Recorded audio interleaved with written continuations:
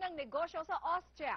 Ipagbuni natin ang patuloy na pag-angat ng magkaibigang Richie Aldea at Laila Dulay na kamakailan lang ay nagbukas ng first Filipino fashion store sa sentro ng Vienna. May report si Hector Pasqua.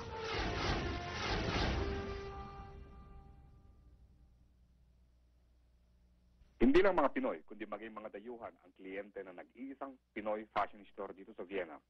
Kauna-una ang Pilipino na tindahan ng mga damit at saka mga produktong Pilipino dahil nakita namin yung need. Wala kasi dito na tindahan pa ng Pilipino na nagtitinda talaga ng mga gamit na hinahanap ng mga Pilipino. Dahil matataas na uri at affordable ang presyo, patok na patok ang tindahan at pinabalik-balikan.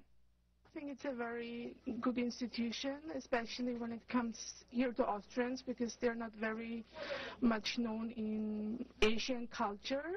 So I think this was a very good idea because they became introduced into Filipino culture with a lot of things like yung mga damit, mga other things ng presents or especially when it comes up to some festivals. What I like here especially very much because you get some help or encouragement how to buy something or how to apply something and not just sell.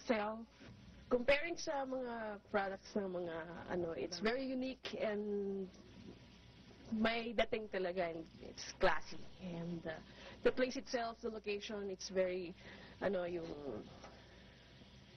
mapupuntahan ng mga tao. It's accessible.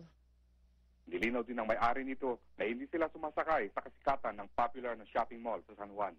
Pero tulad ng mga nasa department store, may pagmamalaki ang kanilang mga produkto. Noong una, hindi ko na masyado na-appreciate yung Philippine products. Pero yun nga po, sa ngayon po, nakikita ko na maganda talaga, matitibay din po. Yun nga ho, sa isang, kumbaga, masabi ko lang po, maging proud tayo at kumbaga tangkilikan po sa hiling atin. Hindi lamang magaling ang dalawa sa pagpropromote ng native Pinoy products. Sila din ay kabilang sa mga maraming Pinoy sa Austria na naninilbihan sa mga hospitals dito bilang mga nurse aides. Para sa Balitang Europe, Hector Pasqua, Vienna, Austria.